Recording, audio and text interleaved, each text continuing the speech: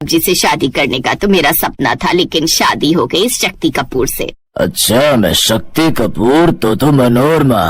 अरे बस कर, मेरी माँ और कितना फेंकेगी, दोनों के बीच आते झगड़ा करवा दिया। अरे तुम आगे आगे देखते जाओ, होता है क्या। तुम्हारी मेहनत की कमाई मैं ऐसे थोड़ी ना वेस्ट जाने दूंगी। अरे बस बस आंटी जी अंकल जी, आप दोनों ही एकदम परफेक्ट जोड़ी हैं, बिल्कुल धर्मेंद्र और हेमा मालिनी जैसे। दोनों के दोनों अपनी तारीफ सुनकर खुश हो जाते हैं। जाओ अब तुम लोग अपना सामान ऊपर वाले कमरे में रख दो और किराया चलो 5,000 ही दे देना। अरे वाह, तुम्हारा जादू तो चल गया स्वाति। स्वाति अनूप को देखकर मुस्कुराई और सामान लेकर ऊपर चली गई। दरअसल स्वाति बड़ी ही कंजूस थी, वो अच्छे से जानती थी कैसे करके पैसे बचाए जाए। अब वो दोनों आशा देवी के मकान में किराए पर रहने लगते हैं। अगले दिन स्वाति अनूप के साथ बाजार जाती है। क्या कहा? 40 रुपए किलो बैगन? हे भगवान, अच्छी लूट मचा रखी है इन्होंने। इतनी महंगी सब्जी इंसान खाए क्या और बचाए क्या। ऐसा करो आप आधा किलो कर दो। अब वो आधा किलो बैंगन लेकर घर आ जाती है और शाम को उसकी सब्जी बनाती है। ना जाने इस सब्जी में वो स्वाद ही नहीं है। तभी आशा देवी उसके यहाँ आती है। स्वाति ये लो, थोड़ी लहसुन की चटनी बनाई थी, अब हम बूढ़े बुढ़िया कितनी ही खाएंगे, सोचा थोड़ा तुम लोगों को भी दे आऊं। लहसुन की चटनी? ओह शुक्रिया आंटी जी। स्वाति और अनूप जैसे ही उस चटनी को चखते हैं तो खुश हो जाते। वाह क्या चटनी बनी है। हाँ अनूप, और इसकी खुशबू भी कितनी अच्छी आ रही है। ये जरूर ताजा लहसुन और पुदीने के पत्तों की बनी है। लेकिन आंटी के पास ये ताजा लहसुन और पुदीना के पत्ते आए कहाँ से? अगले दिन स्वाति जब बाहर टहलने निकली तो उसकी नजर अपनी मकान मालकिन के बगीचे पर गई।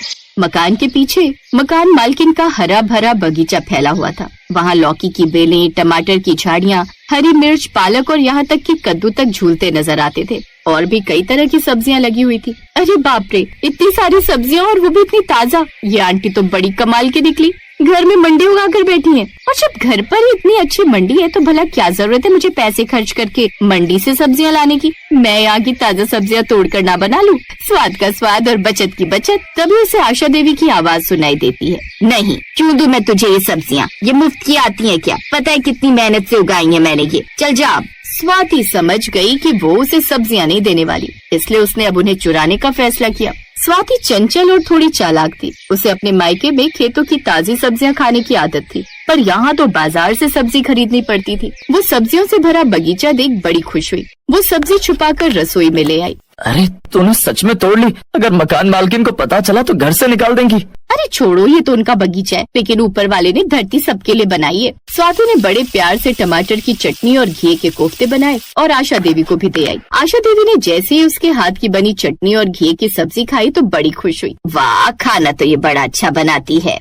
हाँ आशा, बड़े सालों बाद इतनी अच्छी सब्जी खा रहा हूँ। मतलब मैं अच्छी सब्जी नहीं बनाती? तुम्हारे बने हुए कोफ्ते में तो समझ ही नहीं आता कि पानी में कोफ्ते डाले हैं या कोफ्ते में पानी। चुप रहिए और चुपचाप सब्जी खाइए। अब स्वाति रोज रोज थोड़ी थोड़ी सब्जी तोड़ लाती, कभी पालक की गड्डी, कभी भिंडी, कभी बैंगन, और आशा देवी को भी देकर आती। आंटी जी, अब आप दो लोग क्या ही खुद के लिए बनाएंगे? मैं बाजार से ज्यादा सब्जी ले आई थी तो सोचा थोड़ी आपको भी दे दूंगी। अरे तू कितनी अच्छी है स्वाति, वैसे इसकी कोई जरूरत नहीं थी, पर तू खाना इतना अच्छा बनाती है कि मैं तुझे मना भी नहीं कर सकती।